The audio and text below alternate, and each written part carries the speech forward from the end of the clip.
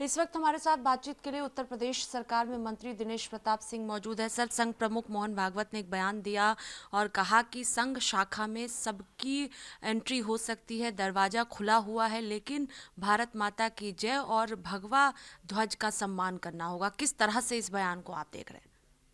निसंदेह पूज्य सरसंघ चालक जी ने सही ही कहा होगा कि जो राष्ट्र के भीतर रहता है उसे राष्ट्र के प्रति भाव होने चाहिए और भारत माता की जय बोलने में उसको किसी प्रकार का परहेज नहीं होना चाहिए। हर एक राष्ट्र प्रेमी के भीतर ये भाव होने चाहिए और उन्होंने राष्ट्र प्रेम को बढ़ाने के उद्देश्य से ही शायद ये बात कही होगी जो जिसके संदर्भ में आप बात करें।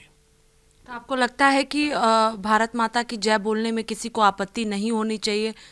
अगर वो भारत माता का सपूत है, राष्ट्र के भीतर उसने जन्म लिया है, तो हर किसी राष्ट्र में जन्मे राष्ट्र के नागरिक का ये धर्म है कि भारत माता की जय बोले। इसमें तो कोई बुरी बात नहीं है। इससे अलग एक सवाल है कि पिछले दिनों संभल को लेकर खूब चर्चाएं हुई। अब संभल सांसद सपा के जियाउर रहमान बर्क कह रहे हैं कि हम जो है वो कानून के साथ चल रहे हैं, लेकिन झूठे मामले में फंसाया गया है और वो निर्दोष है और जो भी जांच में सहयोग होगा वो करेंगे। फंसाया जा रहा है उन्हें। देखिए, सदियों से संबल में अन्याय एक पक्ष के लोगों के साथ हुआ है जो परिलक्षित होता है। एक एक हमारी आस्था के मंदिरों के, आस्था के स्थानों को, उनकी निशानियों तक को मिटा करके उसके ऊपर अपनी आस्था के स्थानों की स्थापना की गई है। तो मैं नहीं समझता कि ये किसी दशा में उचित है।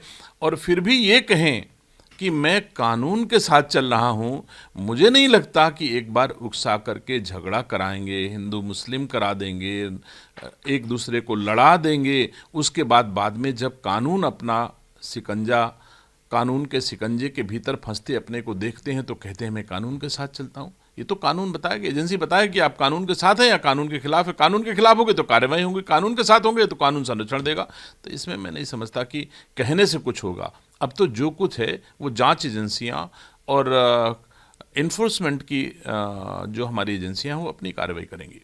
आखिरी सवाल है कि पिछले दिनों समाजवादी पार्टी के सांसद रामजी लाल सुमन ने जो बयान दिया, उसके बाद से एक तरफ हंगामा भी हो रहा है, दूसरी तरफ समाजवादी पार्टी के प्रमुख अखिलेश यादव कह रहे हैं कि अगर कुछ भी होता है तो खुद मुख्यमंत्री जिम्मेदार होंगे। बिल्कुल, अब तक जो कुछ हुआ है उसके लिए तो श्री अखिलेश यादव जी जिम्मेदार हैं और आगे की जिम्मेदारी अब सरकार को दे रहे हैं।